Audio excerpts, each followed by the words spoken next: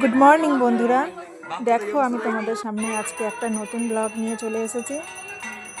তো তোমরা এই ভিডিওটা একটু নিজের মতন করে দেখে নিও। প্রথমেই বলি বড়দের জন্য প্রণাম আর ছোটদের অনেক অনেক ভালোবাসা। যারা আমাকে সবাই মিলে সাপোর্ট করছো, অনেক অনেক তাদের জন্য অনেক অনেক ভালোবাসা আর শুভ কামনা রইল। এইভাবেই আমার পাশে থেকো।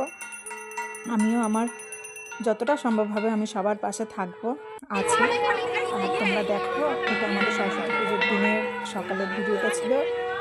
ভিডিওটা একটু ছাড়তে সময় লেগে গেল, কিন্তু তোমরা একটু দেখে নিও। সব কচি কাচারা কি সুন্দর সেজে গুজে আমাদের পুজো মণ্ডপে এসেছে।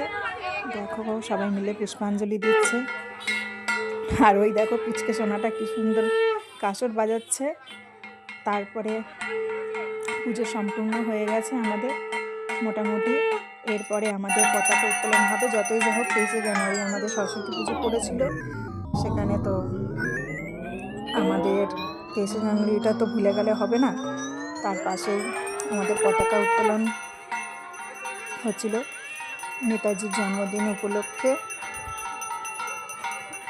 এই আরতি হয়ে গেল। তারপরে তোমরা মোটামুটি পুজো শেষের দিকে পুজো হয়ে গেছে। এরপরে এই সেকেন্ড পার্ট আমাদের শুরু হয়ে গেছে।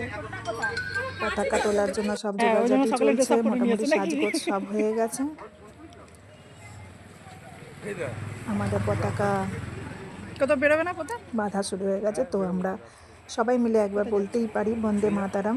ও দীঘা যাচ্ছে, আমি জানি আলাদা।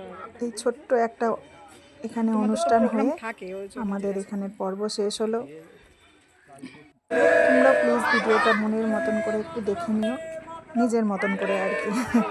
অত তো ভালো আমি ভিডিও বানাতে পারি না, তোমরা জানোই। দেখো পতাকা উত্তোলন আমাদের হয়ে গেছে। তো আজকের মতো এইটুকু, টাটা।